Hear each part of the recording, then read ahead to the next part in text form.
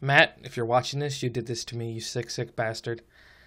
A couple days ago, my buddy of mine, another fellow YouTuber, held an event or a thing for a channel for, you know, a milestone that he achieved. And I was lucky enough to win that award. And I took the money and I bought RimWorld because I thought it'd be something cool, interesting that I can get into. Oh God, was I so wrong. What turned out, what I thought would be easy, turned to 5 hours of my life deteriorating before my eyes. It's a great game, but crazy as hell. Oh shit. Run. Run. No. Oh God, I can't even like that.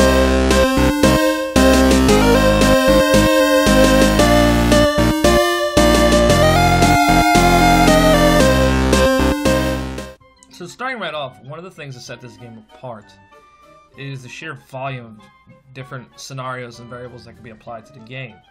As you see right here, these are the three main choices you have for your crew members.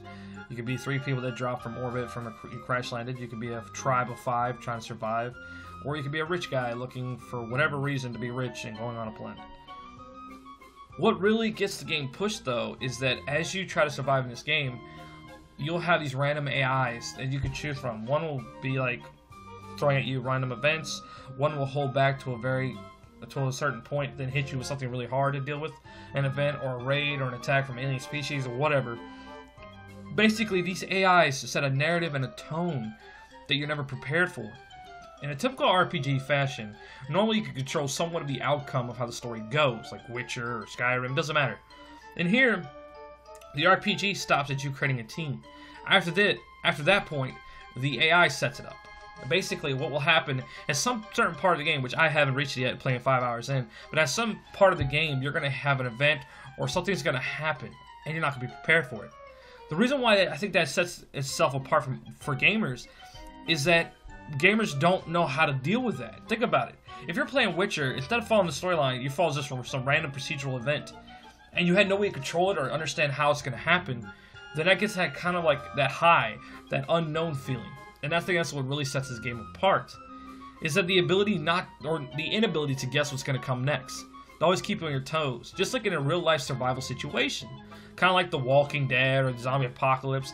This game actually pushes you to think on your toes and how to best prepare yourself.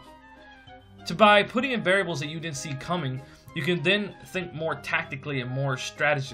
I don't know.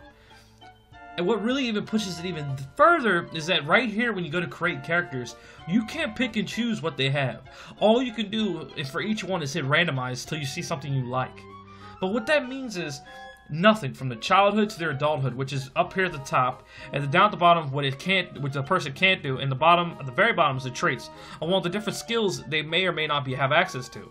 On the furthest right side is their health situations. Now what that means is they can have a childhood where they're abandoned, they can have an adulthood where they're scientists, they'll have inability to not be able to mine or to cut down trees, while their traits are they can shoot guns really good or they can cook really well. Or they'll say they're a chef or something. While in their skill sets, which is the long list right there altogether, they might be really good at mining. And they'll have like a number there, let's say how good they are. And then a little fireball saying how efficient they are at learning that skill. Which is even crazier is the past that point is they can have health issues. Some have gunshot wounds. Some of them have drug addictions. Some of them have mental psychosis. A plethora of different variables that you cannot control. You have to pretty much take what you can get and hope the best you can work with it. That's one of the reasons why it took me so long to play the game, was because that was the great attractiveness, I guess what attraction of this game was, that you really have no control. Just like in a real life scenario, you only control yourself. In this case, you're kind of like the quote-unquote god of this realm. You can only randomize what you get. By randomizing these events and randomizing these characters, the guys who created this game found a way to like put in these variables, which I keep talking about, that you cannot see coming. For instance, if you have somebody that has already have an injury and they get attacked, they're more prone to get sick or hurt or die. Vice versa, if you have somebody that doesn't have really strong mental capacity and they can't take stress very well, if they see somebody die, they might freak out and have a mental break and go on a killing rampage. I had one gameplay where I had somebody who was a pyromaniac, and he burned all my shit down.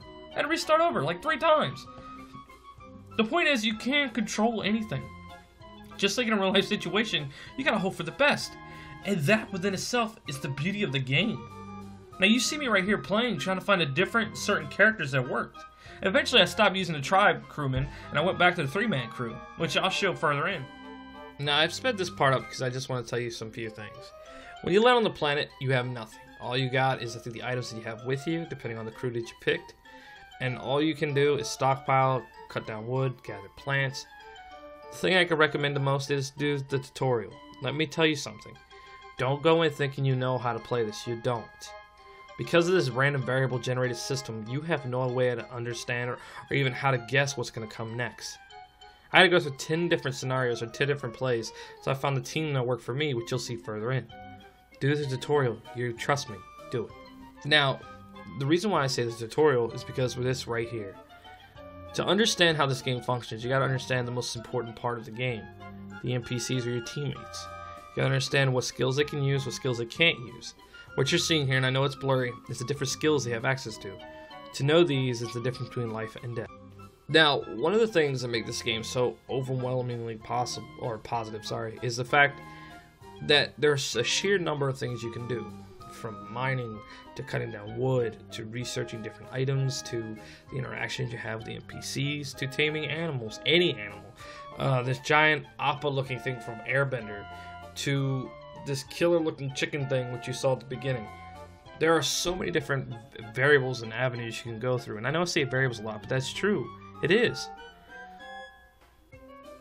And the variables, the greatest variables in this game, is the NPCs. Now you've seen the skill system, but the needs system pushes it even further, and which is what you see right here. The red numbers are what is hurting your NPC, and the green is what they're enjoying or what's helping them. The blue bars is the stages of what they're happy with. The lower the blue bar, the worse off they are. You want all the blue bars to be high as you possibly can, and the only way to do that is to meet their needs, and the game will tell you. Maybe you need to create an area larger enough for them so they don't feel like they're claustrophobic. Or maybe their room gets cold at night and you gotta build a heater. Or maybe they get lonely and you need to put a plushie in with their bed. I don't know, but there's a million different things you have to do to keep them happy. Some might get hungry. Some might get food poisoning easily. It's all these different things. And that's what really makes the game amazing. And you might think this base is huge. Wait till you see the base I have towards the end of the game. This ain't nothing. The whole purpose of the game is to expand and grow. I've seen clips, and you can look up clips of this game, where people have pretty much taken up a whole entire continent with their base. And that's amazing. Now, there isn't much I have showed you about this game because there's just so many different things. But the cool part is, guys, I'm going to turn this into a series. Because this game is just so awesome. This will be my official series. Because this game is just amazing. And there's so much you can do.